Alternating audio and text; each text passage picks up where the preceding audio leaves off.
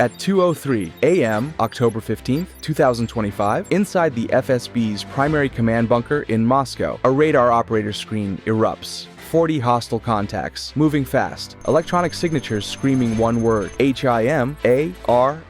A senior officer's voice cuts through the chaos. Activate all Pantsir batteries. Kasuka 4 online. Now, they think this is Ukraine's main event, a decapitating strike aimed at the heart of the Russian state. Fatal mistake, because those 40 contacts, 25 FPV drones costing $1,200 each, broadcasting spoofed HIMARS signatures. Another 15 screaming toward Kaliningrad. To Russian radar, it's Armageddon, but that entire swarm, pure bait. While Russia's most advanced air defenses swat 1,200 decoys in the north, the real attack begins 800 miles south. 4 of Russia's most critical refineries. One revolutionary tactic, Swarm Phantom Relay. The weapon uses encrypted Starlink connections and AI that frequency hops every 1.8 seconds, invisible to Russian jammers. It's a football fake. Run left, throw right. At 3:44 a.m., 8 attack drones separate over Volgograd. Target, the refinery's hydrotreater unit, a high-pressure maze of pipes. Without it, the entire facility's military-grade fuel output dies. The Russians are ready. A Pantsir S-100 locks on. Massive anti-drone nets strung between cranes form a crude physical wall. 4 drones versus steel nets and missiles. This is the exact moment Ukraine was waiting for. 4 drones suddenly pitch upward, climbing to 5,000 feet. As they ascend, they activate corner reflectors,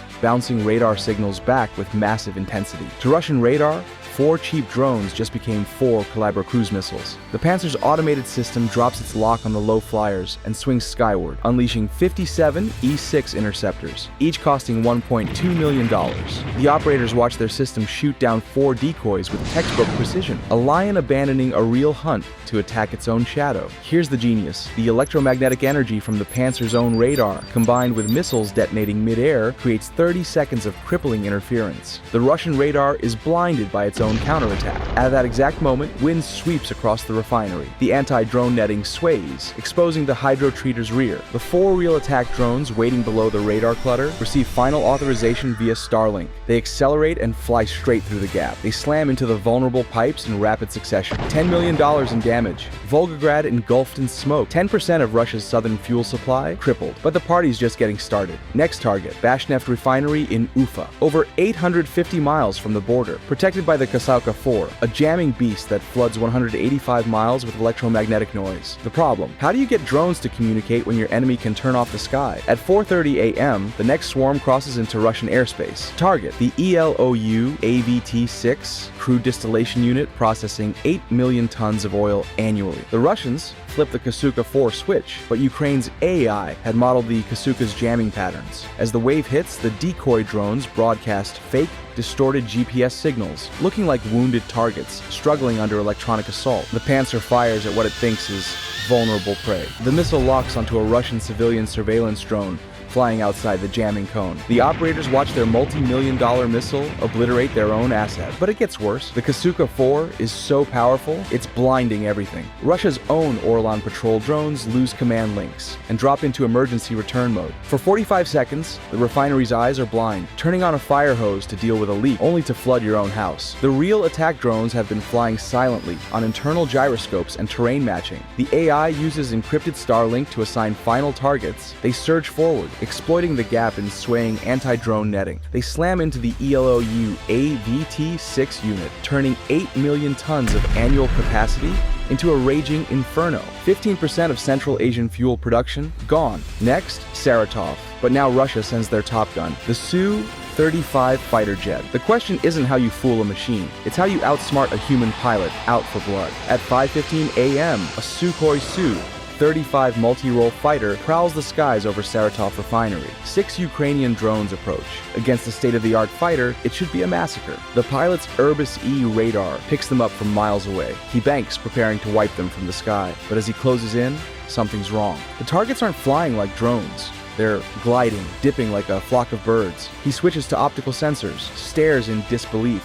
They are birds. 6 Flamingo variants fitted with biomimetic wings. To the Su-35's radar, they register as biological clutter. Professional pride takes over. He's not going to be fooled. He engages afterburner, closing for visual confirmation. A high G-turn, pushing his aircraft to its limits. That's the mistake Ukraine was counting on. The Su-35's violent maneuver creates massive wake turbulence, scrambling ground-based S-400 radar for critical seconds. The pilot, fixated on his phantom prey, has been lured miles from the refinery. A perfect blind spot, created not by jamming, but by the pilot's own aggression. The real attack drones surge forward using relay AI with imagery from US commercial satellites. The anti-drone netting, improperly secured, has blown partially aside. The primary distillation unit sits exposed. The drones slam into their target. Saratov erupts in a secondary explosion visible for miles. The Su-35 pilot finally gets missile lock on the last decoy, vaporizing $1,000 of foam and electronics in a flash of victory.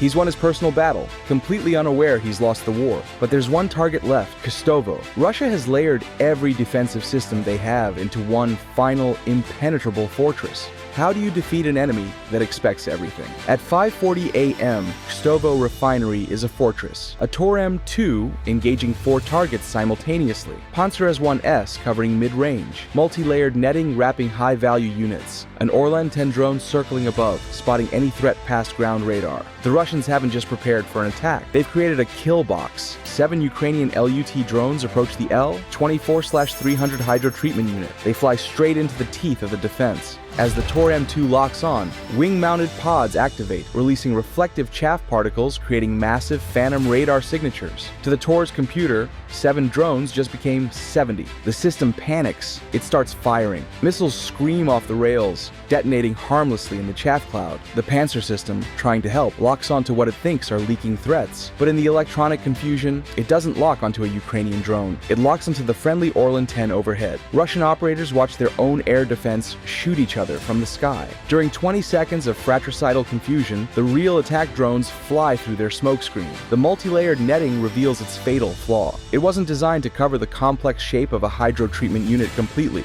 There are gaps at the top. The relay, AI transmits final attack vectors. The 7 drones pitch up sharply, clear the nets, and dive directly into the L-24/300 unit. The explosion is the largest of the night, a 1,000-foot mushroom cloud of black smoke. The Russians threw everything at the attack and only succeeded in shooting themselves down. The final drone hit at precisely 5:46 a.m. 15 pounds of explosives won't do much against concrete, but a hydro treatment unit isn't a bunker. It's a high-pressure maze filled with volatile hydrogen and superheated oil. Hitting it is like tossing a spark into a pressurized fuel bomb. The explosion tears through the unit, igniting a firestorm that cripples $47 million of infrastructure. The secret weapon wasn't the drone, it was the AI running the mission. It had analyzed thousands of hours of Russian jamming tactics, predicting the Kasuka's frequency patterns with 95% accuracy. It told the drones which frequencies to jump to before the jammers came online. It turned the swarm into a ghost Russia's billion-dollar systems simply could not see. In a single night, 4 of Russia's most important refineries were either damaged or knocked offline. Ukraine's total bill? $400,000 in drones. Russia's cost? Over $100 million in direct damages. Facilities processing 43 million tons of oil annually crippled. That's 38% of Russia's refined fuel exports, temporarily offline. But the real damage wasn't economic, it was strategic. Panicked, the Kremlin pulled S-400 and Pantsir systems from Ukraine's front lines to protect remaining refineries. Massive holes appeared in the air defense umbrella covering Russian troops. Into that void, Ukrainian HIMARS and attack drones flew, launching devastating strikes on command posts and ammunition depots that had been untouchable days before. In one night, Ukraine proved a terrifying truth of modern warfare. It's not about who has the bigger army, it's about who can outthink their opponent. Russia thought its oil was its strength. Ukraine just turned it into its biggest vulnerability. Never underestimate an enemy that can turn a cheap drone and clever software into a weapon that brings an empire to its knees. So here's the question for you. If you were the Russian commander, what do you do now? Pull even more air defenses from the front, risking collapse? Or leave your economic heartland vulnerable to the next wave? Let me know your strategy in the comments below.